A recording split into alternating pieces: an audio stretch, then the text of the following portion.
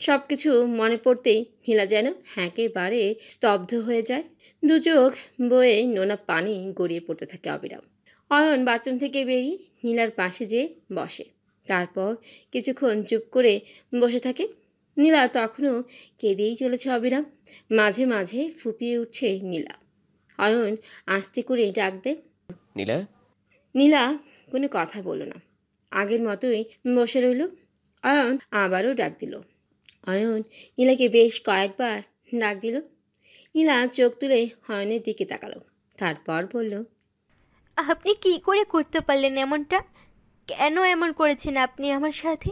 আপনি আমার কত বড় ক্ষতি করেছেন আপনি জানেন? কেন করলেন এটা আমার সাথে? এখন এটা যদি কেউ জানতে পারে তাহলে সমাজে মুখ দেখাবো কেমন করে? মানুষের সামনে আমার মাথা নিচু হয়ে যাবে, আমার পরিবারের সম্মান নষ্ট হয়ে যাবে। এখন কি হবে আমার?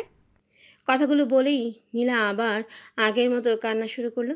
অয়ন কি বলবে কিছুই বুঝতে পারল না। অয়ন কিছু একটা বলতে যাচ্ছিল, তার আগেই নীলা উঠে দাঁড়িয়ে সোজা রুম থেকে বেরিয়ে গেল। নীলা নিজের রুমে যেয়ে দরজা বন্ধ করে নিল।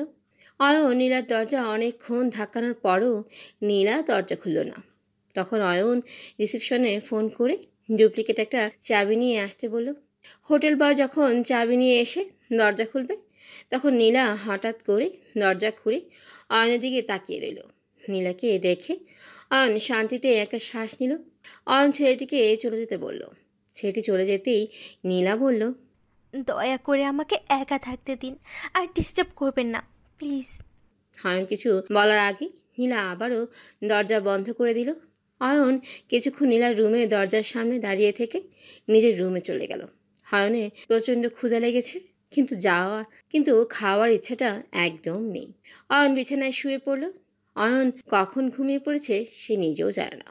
যখন অয়নের ঘুম ভাঙতেই অয়ন ঘড়ির দিকে তাকিয়ে দেখে সন্ধ্যা 7টা বাজে। অয়ন অবাক হয়ে গেল, এতটা সময় সে কি করে ঘুমালো। অয়ন বিছানায় উঠে বসতেই নীলার কথা মনে হলো।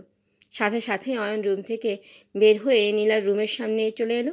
নীলার রুমের বাইরে থেকে বন্ধ দেখে অয়নের বুকের ভিতর একটা মোচড় দিয়ে উঠল। কোথায় গেল নীলা? ঢাকায় চলে যায়নি তো? নিজেই নিজেকে প্রশ্ন করলো অয়ন, কিন্তু কোনো উত্তর সে পেল না। অয়ন দৌড়ে নিচে নেমে এলো।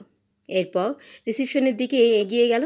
একটা মেয়ে ঝুঁকে একটা ফাইলের দিকে তাকিয়েছিল। অয়ন তার কাছে যেয়ে বলল, এক্সকিউজ মি। মেয়েটি অয়নের দিকে তাকিয়ে ফাইলটা বন্ধ করে বলল, জি স্যার, বলুন। আমার সাথে যে মেয়েটি ছিল সে কি বাইরে গেছে?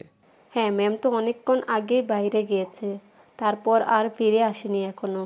কতক্ষণ আগে গেছে? এই ধরুন 2 ঘন্টার মতন হবে।